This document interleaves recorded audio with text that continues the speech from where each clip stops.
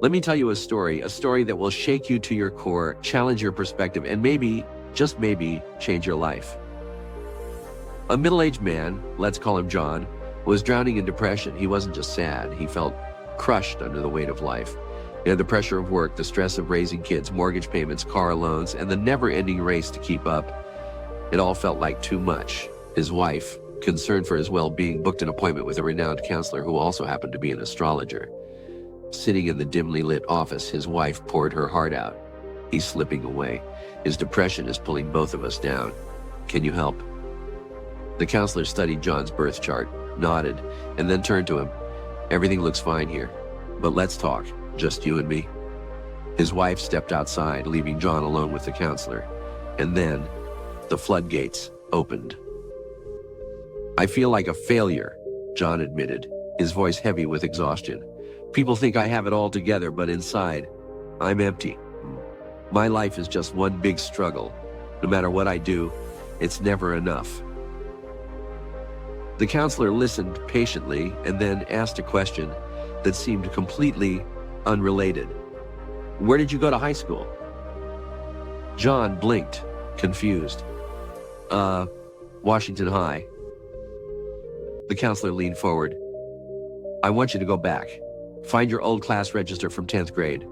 Track down your classmates. See where life has taken them. Write everything down. Then, come back in a month. John had no idea why he was doing this, but he was desperate. He convinced the school to dig up the old register, made copies, and started his search. There were 120 names. For the next month, he called, visited, and dug through social media. It was exhausting, and what he found, it shattered him. 20 classmates had passed away. 7 were widowed. 13 had been through painful divorces. 10 were deep in addiction, lost to drugs or alcohol. Some had simply vanished, no trace, no contact. 5 were drowning in poverty, struggling to survive. 6 had become wildly successful, wealthier than he could imagine. Several were battling cancer, paralysis, diabetes, or heart disease. A few had lost limbs in accidents. Some had children who were in prison, struggling with mental illness, or estranged. One was serving a sentence in jail. Another was still trying to settle down at 40, while one was on his 3rd marriage after 2 divorces. John sat in shock as he wrote it all down. The stories, the pain, the struggles, real struggles, were overwhelming. A month later, he walked back into the counselor's office, his notebook full. The counselor simply asked, "How's your depression now?" John let out a deep breath. For the first time in years, he felt something shift. He wasn't drowning anymore. He wasn't suffering. He was lucky. He wasn't starving. He wasn't in the hospital. He wasn't in court, fighting lawsuits or custody battles. His wife and children were healthy and by his side. Life hadn't crushed him. His perspective had.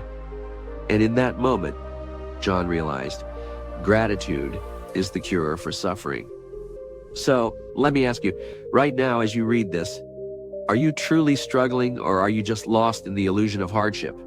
Shift your perspective, and you just might shift your life. Because the truth is, you are more blessed than you think.